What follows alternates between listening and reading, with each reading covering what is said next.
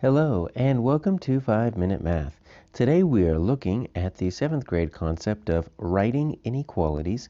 This is standard 7.10a in the great state of Texas, and we are using item number 37 off the 2022 released STAAR test. If you have not done so already, please go ahead and take a moment to pause the video, work this problem out on your own, unpause it, and we will look at our answers together.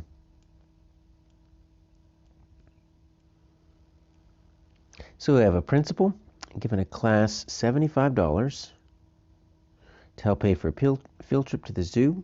Students in the class, they're going to be selling pies, all right, for $5 each to earn the rest of the money. The field trip will cost a total of $386. So it looks like they've already got a start here of this $75, and they're going to just sell them some pies for $5 each. So which inequality shows the number of pies they need to, that's P, okay, they need to sell in order to earn enough money to pay for the field trip? Well, you notice that our four answer choices are very similar, right?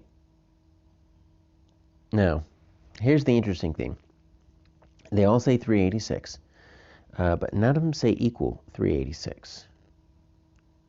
Now, yes, it would be nice if they could get exactly 386, but it probably is not going to be possible. Because look, the field trip is 386. You've got $75 and you got multiples of 5 coming in with your pies. You're not going to get 386 exactly. So here's the question. Do we want the amount of money that they are making to be more than the 386 or equal to, or less than or equal to? Because those are our two options. Now, if we choose this right here, this is less than or equal to, because that could be turned into capital L that's kind of rotated a little bit, then they won't have enough money. Because we need to earn enough money, and if we have less than 386, then we're not going to have it. So we're looking for this symbol right here. So this is greater than or equal to. You can have more money than your 386. You just can't have less, right? And so we got the greater than, and then that line underneath right here, that's what makes the or equal to. Because if you get 386 evenly, that's fine. But unless someone sells like a slice of a pie for $1, it's not going to be possible. Which means we can get rid of A, and we can get rid of D, because those both have the wrong symbol, less than and equal to. All right, so the only choice here, right, is between, where do we put the P? Does the P go with the 75, or does the P go with the 5, right? Well, let's look. The principal has given a class $75. This is just a flat $75.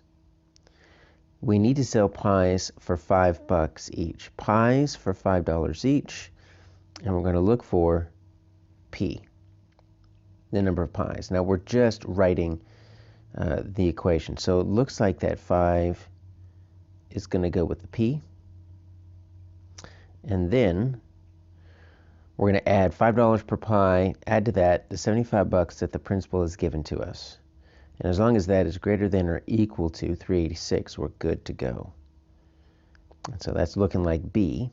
Now, just for fun, let's see how much pies they actually have to sell. Well, let's see if we can get this P right here by itself. So I'm going to subtract 75 from both sides. That's going to leave me with 5P is greater than or equal to, what is that, 311. So then if I just divide both sides by 5, right, that's going to get pies need to be, let's see, how many pies go into $311? $5 each. So that's going to be 6, 30. See, and here's the problem. 10. They need to sell 62.2 pies, and that's just going to be difficult. So they need to sell greater than or equal to 62.2. If you want to round up to the nearest whole number, you'd say at least 63 pies. But our answer here is B.